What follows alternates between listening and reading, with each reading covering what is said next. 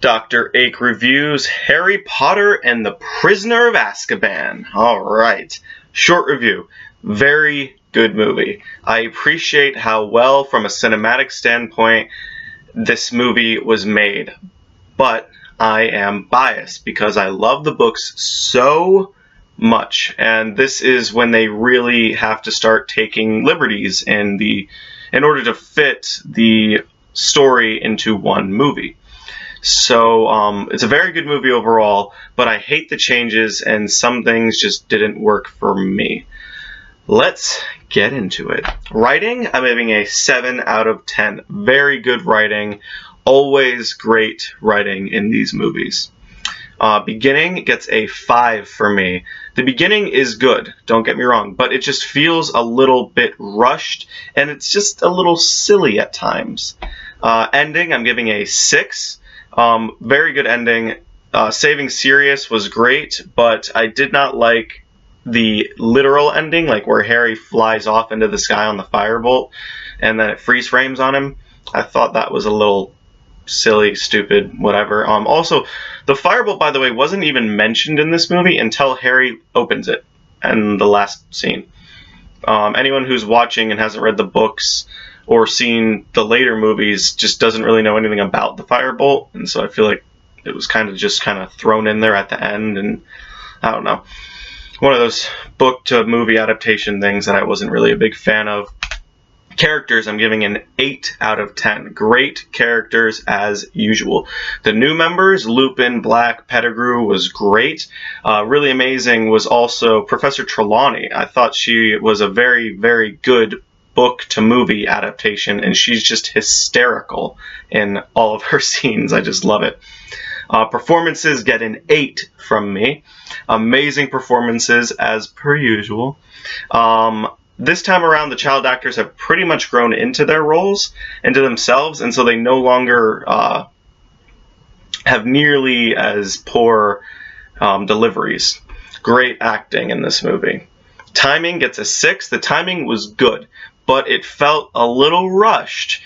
Now, I completely understand why it was a little rushed. It's a much bigger book than the previous two, and they're trying to fit the whole story in there, and there's a lot of things going on at once, a lot of moving parts, but alas, it just still felt a little rushed. Sound gets a 7 out of 10 for me. The sound was great. I especially liked the whole time Harry and Hermione are back in time, to save Buckbeak and then Sirius. The whole time they're back in time, there is this ever-present, subtle ticking of, like, the entire time. It's just a ticking. And it's there, it's hidden, so you don't notice it until someone points it out, or unless you have a really keen ear. And it's just really a really great detail that I really liked. Moving on to score. Score gets a 7 out of 10. John Williams, I love him. The score was very good, but it seemed a little off compared to the first two and other John Williams work, but still very, very good score. I'm really sad that John Williams, this was his last Harry Potter film that he did the score for. Visuals, I'm giving a 6 out of 10. Really great visuals and special effects throughout this movie. The Dementors looked really cool.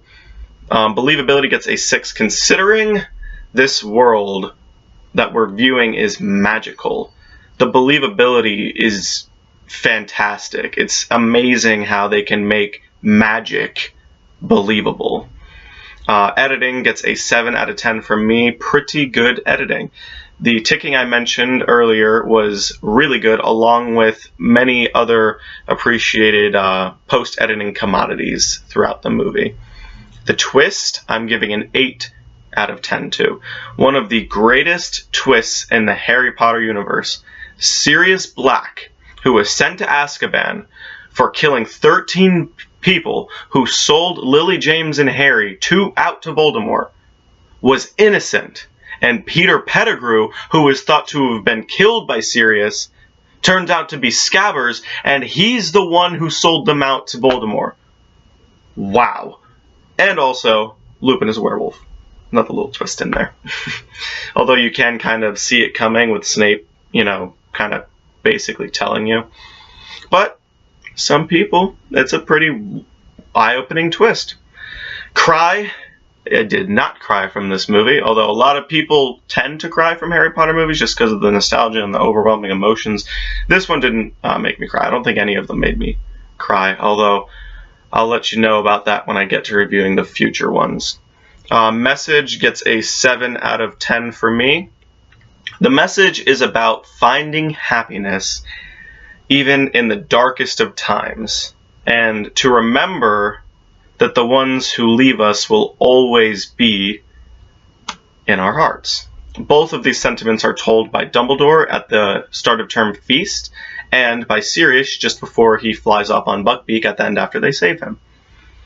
I like the messages. It's the Dementors the Dementors do signify depression, and that's sort of why J.K. Rowling says that eating chocolate helps with the Dementors' effects and all that, because, when you're sad, you eat chocolate and a couple other things like that. So this movie is pretty much about dealing with depression and sadness and darkness and just finding the bright side and understanding that although someone may have died, they still exist. They're still there for you. And I really liked the message in this movie. It was really good. Impact, I'm giving a 9 out of 10. This whole series just had a huge pop culture impact. I'm pretty sure every single one of these movies I'm going to give a 9 to Impact for. I just don't even need to explain it at this point. Production value gets an 8. Really, really well funded. It doesn't feel cheap in the slightest at all. Overall enjoyability, I'm giving it a 6. Very good movie. Rewatchability / recommendability is a 7. Many people to this day binge all 8 movies, like, all the time. Some people do it annually, some people do it monthly, some people just have it on loop. They just love it. And great. I'm glad that people find something that they love this much that they can just come back to over and over and over again. That's awesome. Alright, time for the pros and cons. Pros. What you fell over for? I love that line so much. When Harry falls, when Sirius and the whole Knight bus and all that, I thought it was awesome. This movie is really well shot, well acted, well directed, and I really liked the scene where Mr. Weasley takes Harry to the side and starts talking to him about Sirius Black when they're in the leaky cauldron. It is really, really well directed, and the acting's great, and this camera placement is awesome. Really, really great scene. Also, really great introduction to the Dementors. Like I said before, the Dementors were awesome in this movie. Score, amazing. Thank you, John Williams. Especially during the Buckbeak flight scene. That score was great. The Boggart scene, everybody knows about the Boggart scene. The whole camera goes into the mirror and it's reversed, and everybody knows about that, and it's awesome. The Boggart scene itself is an amazing scene. Another thing I really, really liked was Lupin says to Harry, "You're more like your parents than you know." I liked when they're on the bridge and they're talking, because Harry can't go to Hogsmeade because he didn't get the Dursleys to sign his permission form. Another line I love. Turn to page 394. Alan Rickman, you are amazing. I rest in peace. So far, the only Quidditch match in the movies where it makes sense to have Dumbledore in attendance. This is the only one from the books that Dumbledore actually attended that they put in the movies. There are other Quidditch matches where Dumbledore attended, but they didn't have them in the movies up until this point. This is the only one where it makes sense, because Dumbledore literally is the one who saves Harry from the fall after he falls off his broom when the Dementors come for him. It's the only one that makes sense to have Dumbledore there. Alan Rickman is phenomenal. I already said it, but I just have to say it again. Some really great acting by Harry in Hogsmeade when he finds out that his parents were sold out by Sirius. Wow. Very good acting, especially for a teenage actor. Expecto Patronum is obviously a pro. That whole scene with Lupin teaching him is great. Lupin putting Harry in his place about the map was quite good. I really liked how Lupin didn't sugarcoat it. He was like, if Sirius Black had found this map, Harry, this would lead him right to you, and you would die. It's really not a good way to pay off your parents' sacrifice. Like, I really liked how he put him in his place. And then Professor Trelawney's real prophecy. Oh, that scene was great. She really acted the out of it. Wow. Just really, really, really, really, really great. Also, I loved how rat-like Pettigrew is when he gets turned into a human, like human Pettigrew. He like does the little thing, and he's just very rat-like. He keeps trying to get other people on his side because he's just trying to weasel his way, and I just really, really liked human Pettigrew. And I really liked how they did the werewolf thing in this movie, in the series. It's unique, and I liked how it's like really slender and long, and it just looks really cool, and it's unique for the most part. And I love that when Snape, comes to and he goes out to scold Harry and friends, when he sees the werewolf, he throws his arms out in protection of the students. Like, it really shows you the type of person Snape really is, not the persona he's showing. Also, I like the ever-present ticks that I talked about when Harry and Hermione go back in time. And I like the way that time travel works in the Harry Potter universe. Like how if it happened, it always happened. Hence, us seeing the rocks get thrown, which breaks the pot and then hits Harry. That happened in the past, so it'll happen in the future when they go back to the past. It's like a loop. Like, if it was going to happen, it was always going to happen. Also, the Hermione howling to get Lupin away from Harry.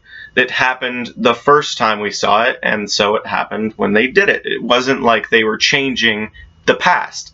If it happened, it always happened. Time is one of those weird, you go in circles with it, and if you try to make sense of it, it just doesn't really work because time is just a construct of the human imagination.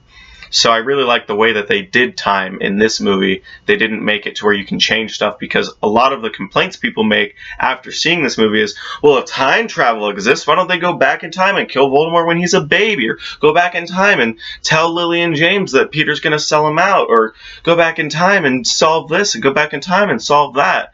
I like that I like the way that they did time. If it was going to happen, it already happened. That's it. Good job. Thank you, J.K. Rowling, for not overcomplicating it. And I'm just going to ignore the cursed child because we should all just ignore the cursed child. Moving on to another pro, now that my rant on time travel is over. Dumbledore's opening speech and Sirius's closing speech are very similar, and they're very good messages for this movie to have. And I really, really, really liked, this is the last pro, I liked the Marauders map credits. I liked the credits with the Marauders map. I thought that was really, really cool. Alright, now for cons. I really don't want to talk smack about this movie, but I have to. Alright, the very first scene, Harry is doing Lumos. He's doing Lumos Maxima. And first of all, he shouldn't be doing magic outside of school. He literally got a summons, or a warning, the year prior when Dobby did a hovering charm or a floating charm on the pudding. So why is he doing Lumos Maxima, and why hasn't the Ministry told him he's kicked out of Hogwarts or he's expelled or he's just another warning or something?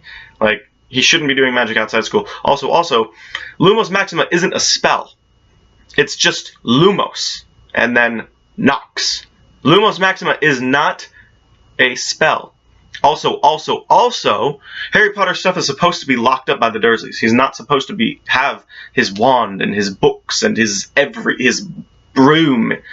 He just isn't supposed to have it.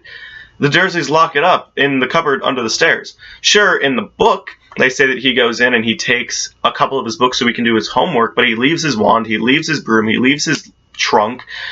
Like, it's just another one of those movie changes that I didn't really like. The intro seems a bit fast, like I said before, a bit fast or rushed. He's only with the Dursleys for like 5 minutes before he's on the street. And I don't know, it just doesn't really work for me. Also, the blowing up Aunt Marge just seemed a little silly. Like, yes, it happened in the book. Yes. But the way that they did it, with like the buttons flying off and it hits Dudley in the head and he falls. It was silly.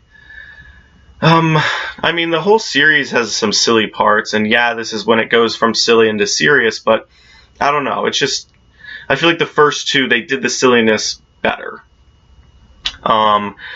Also, when Harry is on the streets and we see the black dog that we find out is Sirius, why is Sirius growling and barking at Harry? Why would he do that? In the book, he just kind of appears and Harry gets scared and falls over. But in this one, he's literally barking menacingly, like aggressively. Sirius wouldn't do that. Why? I don't get it. Why did Stan struggle to lift Harry's luggage into the bus instead of just using magic? Wingardium Leviosa, and then he just kind of guides it in. Like, it would be that easy. Also, were the shrunken heads, the shrunken Jamaican head, was it a necessary inclusion? I didn't really care for it. I thought it was another one of those silly things that was just unnecessary for me.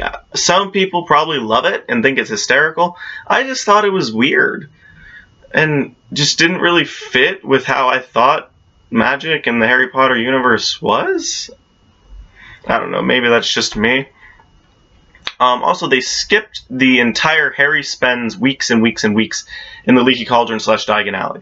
Like, he gets to the Leaky Cauldron, and then, like, the next day, or, like, the day after, they go to Hogwarts. Like, yeah, they had to speed it up for movie purposes. I mean, they did the same thing in Harry Potter 1, where Harry goes and gets his stuff with Hagrid, and then all of a sudden he's boarding the train. Like, they skipped a whole month, as Harry's birthday is July 31st, not August 30th, or 31st, excuse me. So, I don't know. But anyway, yeah, so... And did Harry ever go and get his school supplies? Like, maybe Mrs. Weasley did for him, but I don't know if they really say that happened. I don't know. I'm just nitpicking. Another thing is, why did they make it seem like Hermione is teleporting throughout the movie? Like, she has the time turner, so obviously she's in 2 places at once. Yes, we all accept this. But, like, they make it seem like they get into class, and then she's not with them. And then they turn away, and they turn back, and she's there. That's not how the time travel works. It's just she's in 2 places at once. So they do a couple times where she disappears, which makes sense, but it doesn't really work with her just appearing. You know what I mean? Like, it's a little weird, and it just doesn't make sense. Also, there's just overall too much silliness. I've already said that, but just overall a lot of silliness in this movie. In the scene where Hagrid has his first magical creatures lesson, they do the Hippogriff, they do Buckbeak. And so it's the Slytherins and it's the Gryffindors, and they're together for the lesson. And Hagrid asks who wants to have a go at Buckbeak first. And every single student except Harry takes a few steps back. I thought the Gryffindors were supposed to be brave. Why are all of them being little wusses and, oh no, a Hippogriff? It doesn't really make sense for the type of people that the Gryffindors are. I don't know, maybe it's just me. Also, Buckbeak's CGI, it's not horrible, but it just doesn't hold up super well. And the score is good throughout the movie, but it's just not... It just seems off compared to the first 2 installments. John Williams still did an amazing job, but it just seems off. And when did Fred and George learn about Harry's invisibility cloak? Like, Harry puts on his invisibility cloak to walk into Hogsmeade illegally. and the twins see his footprints, and they just grab him and take him and then give him the Marauders map. So when did they find out he had an invisibility cloak? Like, I don't remember that ever coming up in the movies. And also, Harry can't get past the Dementors with an invisibility cloak. They will see him, they will attack him. Like, they don't say it in the movie, and I noticed that they omitted it, and I didn't include it in my cons because it makes sense for them to omit it so that Harry can do this, but it still doesn't make sense for the series because they can see through invisibility cloaks and still sense him and all that. Also, everybody talks about this one, but I'm going to bring it up because I did think of it too. Did the twins just never notice that Peter Pettigrew was sleeping with their brother and friend Harry for the last 2 years when they looked at the map? Like, maybe they wouldn't have recognized Peter Pettigrew's name. They probably would have, though, because the whole Sirius Black thing was famous, but they surely would have known that there wasn't a student named Peter Pettigrew who was a third year that time, or first year, whatever. Up to that point, they would have known there wasn't a Peter Pettigrew Gryffindor that was in their class. Like, everybody talks about that minor little plot hole, or not minor, that plot hole, but I just had to bring it up too. Next is Harry is a little bit obvious when he's in Hogsmeade while he's invisible. You know, after he goes through the secret pathway that the twins showed him. He literally snatches Neville's lollipop out of his hand and starts licking it while he's still invisible, or I think he takes a bite out of it or something. And then later on, after he finds out about his parents being betrayed by Sirius Black, he like pushes through a choir of dwarves, elves, goblins, I don't know what they were. And it just doesn't... why is he being that careless? Also, I hate jump scares. Why did Professor Trelawney have to have a jump scare in this movie? It was totally unnecessary and did not fit with the tone or the genre. Also, Malfoy in this movie got turned into like a side nuisance. And just like a plain slapstick comedy, you know, butt end of the joke kind of character for this movie. Like, he was the main rival for Harry at school. And he will be again. For this movie, it was just kind of there. You know, just kind of an irritant rather than a rival, if that makes sense. Another thing is, when Harry and Hermione are being attacked by the Whomping Willow, what was with that scene, or that shot where Hermione is flying through, you know, she's getting whipped around and all that, and she gets up to Harry, she grabs his shirt, Harry, it like pauses for a second, on Harry's face he goes, and then gets dragged away. Like, that was just weird and silly. It was a little stupid, silly, and it just didn't really flow well. I don't know. Lupin accepts Sirius Black a bit too easily. Like, in the books, it's a lot better. He's a bit more skeptical. And in this one, he just kind of accepts Sirius because Harry said that he saw Peter Pettigrew on the map at one point, I guess. It's just... like... Okay. And why is Expelliarmus so inconsistent in these movies? Like, it's supposed to just, whatever you're holding gets knocked out of your hand. Usually your wand. It disarms you. Okay? Yet, in the last movie, when they introduced the spell, it, like, knocks you off your feet and you go flying. Snape goes flying. Like, it's just utterly inconsistent throughout these movies, and it's just so irritating. Another thing is, where did Pettigrew's clothes come from when he gets turned into a man? Like, he's a rat, right? He's a naked rat, and then when he turns into a man, he has clothes. I'm glad he has clothes, but where did they come from? Like, later when we see him turn back into a rat, the clothes stay the same size, and he shrinks and then runs away naked again. Maybe that's a part of the spell that you can kind of turn on, like you can just kind of summon your clothing, so when you grow, you're not naked. But, I don't know. I don't know.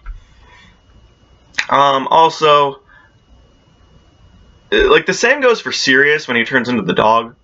So, like, same concept. Where did his clothes come from type of thing. And on the lake, when the Dementors arrive, Sirius wakes up and he, like, shows a fear, and then Harry looks up and sees the cloud of Dementors, and it's super scary. But, like, when we cut to look at the cloud of Dementors, Sirius is, like, unconscious again. Dude literally just gasped, and he's not even a frame later unconscious again. What? And what was with that weird glowing orb spit that comes out of his mouth? Like, maybe they're saying that's his soul getting sucked out, but that's not how the Dementor's kiss works, and if it was his soul, how come it just kind of goes right back in, and it's weird. It's weird. Another thing is, why show the stag? Why show the stag as Harry's Patronus if... Why show the stag as Harry's Patronus if they're not going to have corporeal Patronuses in the future? Why? It's like the closest thing we get is in Order of the Phoenix when the DA is using Patronuses and we see like bunnies running around and things like that. But we never, ever, ever, ever, ever see the Patronuses as animals used as Patronuses. It just doesn't happen in the future of these movies. Also, why throughout a good part of this movie have the kids been wearing Muggle clothes? Like, when they're at Hogwarts, like, shouldn't they be wearing their school robes? They make a big deal out of it, out of them wearing their school robes, and they have to have, you know, 3 of this and 2 of this and whatever. Like, I don't know, it seems a bit odd that they're wearing sweatshirts and jeans and sneakers, and I don't know. Also, it was a bit too easy to pull Buckbeak's chain when Hermione and Harry go to save him. Like, literally, Buckbeak could have just kind of walked left, and the chain would have unraveled, and he could have flown away. Like, he wouldn't have, because he loved Hagrid and all that, but, like, it's just too easy. Like, they didn't have to, like, pull hard, they didn't have to unchain, they didn't have to break the lock. Like, there wasn't even a lock. It was just a little too easy. I don't know why they didn't go for Pettigrew after he turned back into a rat and ran away when they go back in time. Like, it's not like it would have exposed them, and it's not like they would have been tampering with time, because for all they know, they did that to begin with. So, why didn't they at least attempt to get Pettigrew after he turns into a rat and runs away from the group of them? Because they wouldn't have been caught. They could have just followed the rat. Hermione's smart. She probably could have done a spell that immobilizes him. I mean, Petrificus Totalis, for God's sake. Like, it really wouldn't have been that difficult, really. And they could have not been caught. I don't know. It's just a thought that I feel like Harry would have come up with. Also, after Harry passes out from the Dementors, why don't Harry and Hermione, you know, the future Harry and Hermione that are back in time, why don't they go and try to grab Sirius before anyone else arrives? Like, that one, maybe you can say, okay, he has to be put up in the astronomy tower or wherever he's locked up, but I just feel like they could have done that, but whatever. And also, they didn't set up, as I said before, they didn't set up the firebolt. They just kind of threw it in there at the end. And the freeze frame of Harry flying away on the firebolt was stupid. That's it for the cons, finally. Ugh. Okay. Final thoughts. This movie is good. Don't let the long con list fool you. Most of those are just nitpicks. And a lot of those are just complaints about the book, or the adaptation from the book. because I just like the book so much better. This movie is great. It had a great score, amazing cinematography, great acting and directing. Really, really, really good movie. But I just don't like the liberties it took in the adaptation. The first two books or movies were pretty much screenplays for the first two movies. And then this one kind of changed a lot, or just did what it had to make it a cohesive movie. And I understand that, but I'm not happy with it. But that's my opinion. The movie also felt just a bit rushed, and that's understandable considering the length of the source material. And they only get longer from here, though, so you're gonna see my opinions on the future ones when I get there. I think this is a really good movie, but I prefer the book a million times over. Those are my opinions. Don't get too worked up by them. You're still allowed to have your opinion. So if you disagree with me, that's great. Let me know your disagreements in the comments. I'm happy to have a discussion with you about it. Just don't be rude if you can help it. Rating, I'm giving a 5 out of 10. This concludes my review of Harry Potter and the Prisoner of Azkaban. If you'd like to see more of my videos, click the thingies. Thank you for watching. Let me know what you think in the comments down below, and I hope to see you in the next one. Bye!